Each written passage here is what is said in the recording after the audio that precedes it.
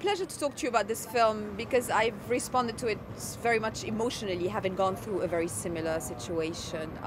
Is it important for you that audiences feel with it? Feel? Yeah, engage. Yeah. I mean, it's all, with every film you want like an engage. It's sort of the whole point of, from the first frame, you're always trying to get that engagement, for sure. Do you feel it's a movie about a quest for spirituality and in unusual moments?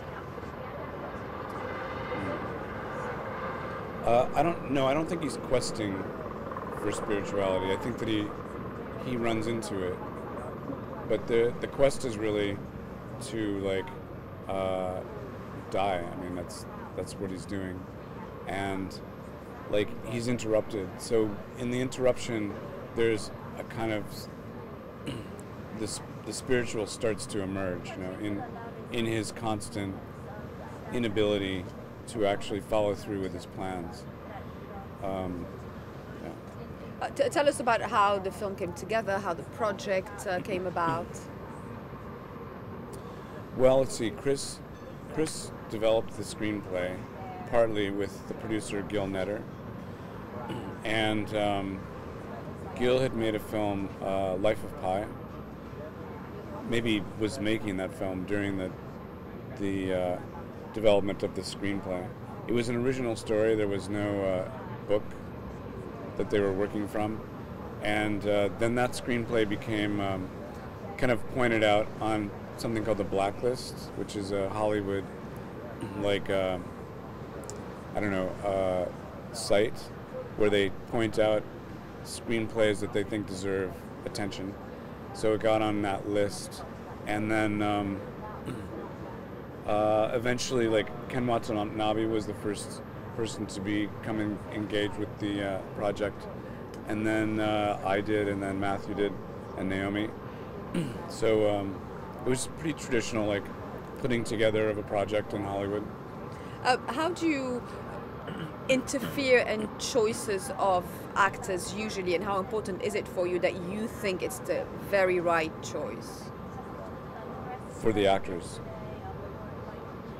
I mean, it's a lot of it is intuitive, and you kind of trying to avoid something that might just be a mistake. But it's a lot of guesswork. You're just sort of, trying to picture all the scenes with the actors in the scenes, as you're considering this character and running through in your head quickly sometimes, because the choice you might need to make it fast. But yeah, it's very important. It's obviously one of the most important things.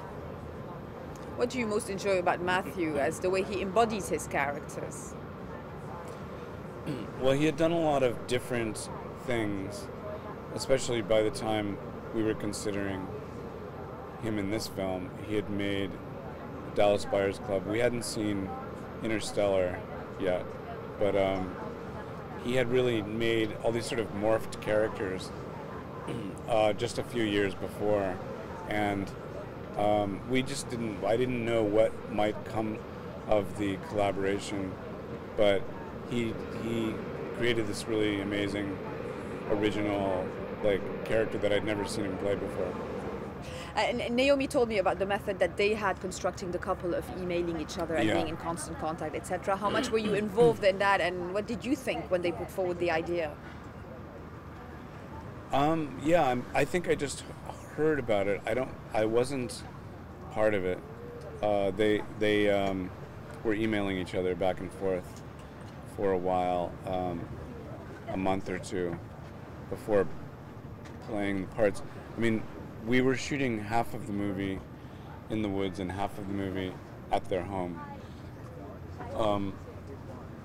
So the first half of the shoot was just the woods, and then all of a sudden Naomi was going to show up. So I think because they knew that, they were like, let's have some communication so that by the time we get there, we're not just going cold, into these roles. So they had been exchanging emails as a couple, as a married couple, for a long time before they started working together. That was quite interesting. In the same way, Matthew had been working on his character as well before the shoot, on his own, without my particular involvement, and he has his own method. If you're talking to him, you could ask him about that. But it's, it wasn't something that he was sharing. I mean, he was asking about music, sending music. I overheard certain things, like he was often writing in his character, but I don't know the details actually. It's quite interesting actually, because when you come in on a set and then the actors have prepared their roles and you have an idea, it makes for such an interesting dialogue, doesn't it? Yeah. Every filmmaker and actor work in very, very different ways. I mean, I really like the actors to have a lot of say in what they're doing, and suggestions are really good. New ideas are really good for me, especially ones that have just been thought up that day, because they tend to give you a freshness. When somebody's just made a new decision that morning. I'm usually trying to send things into a first time area. I like the first take a lot, because people haven't figured out what they're doing yet, and as humans we don't really have a choreography. We're often bumping around, so it tends to look more real the first take. I agree. However, the third take, then things start to get better usually too. Yeah, no, it's true. The first few ones have that kind of spontaneity that doesn't happen later. Tell us about filming in Japan and the surroundings and the magic of the place, and how does that inform the film for you? Well, in the screenplay there was there was this whole aspect of the spirituality of the place, which was, I think, folklorish, and it was superstitious, and certain things that I wasn't.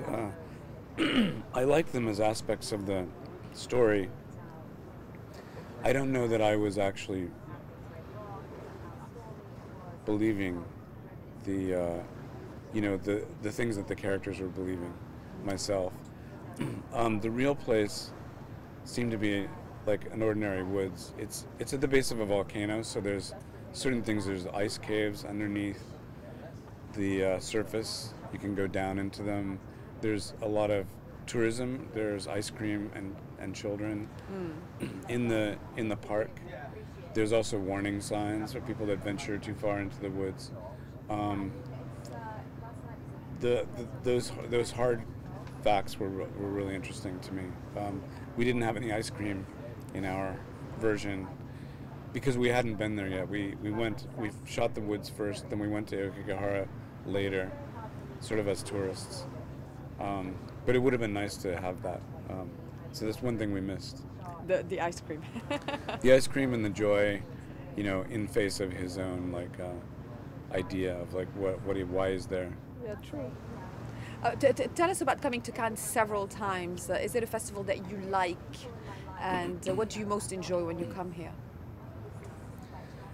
I think the weather is always really nice here. I like that. It's a great, one of the, if not one of the greatest film festivals, one of the oldest film festivals.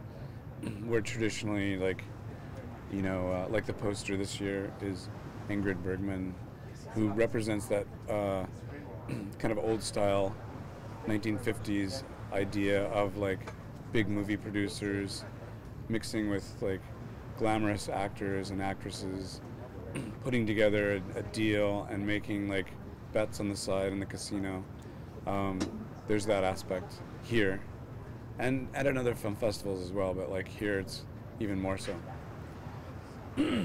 Close to Monte Carlo.